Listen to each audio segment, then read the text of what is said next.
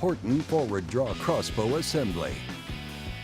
Notice, if you purchased a reverse draw crossbow RDX model, it will arrive mostly pre-assembled from the factory.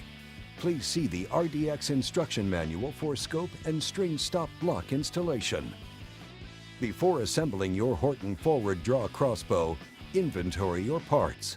Your package should contain a stock assembly and a bow assembly.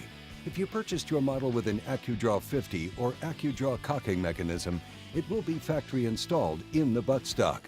Your scope will also be factory mounted and bore sighted for 20 yards.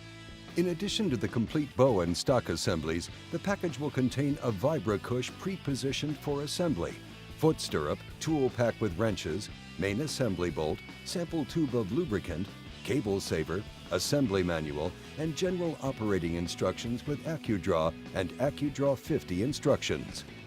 To assemble the crossbow, attach the cable saver to the cables by first locating the deeper of the two grooves in the cable saver. Apply a small amount of string wax to the cable saver's concave side, or dish.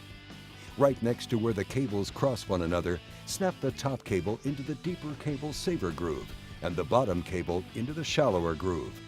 This technique will allow cables to remain relatively level, which will also help prevent limb twisting when cocking the bow.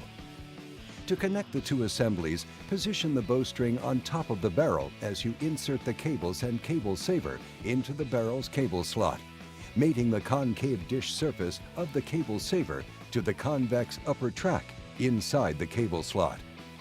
Then, pull the bow assembly toward the trigger assembly until the riser rod aligns with the holes in the VibraCush and riser.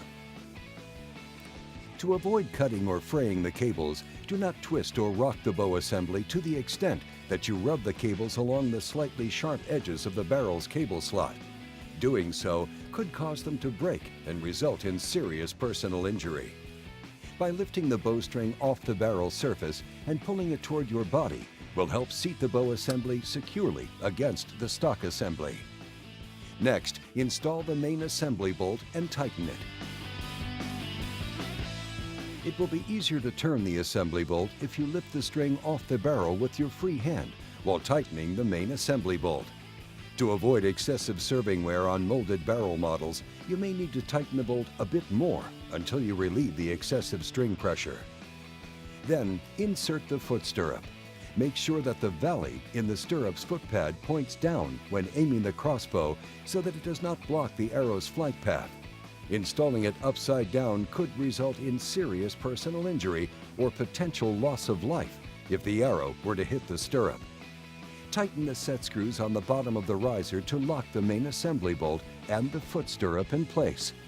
Follow your owner's general instruction manual for lubricating your bow and waxing your string and cables, and you're ready to head outdoors to fine-tune your scope.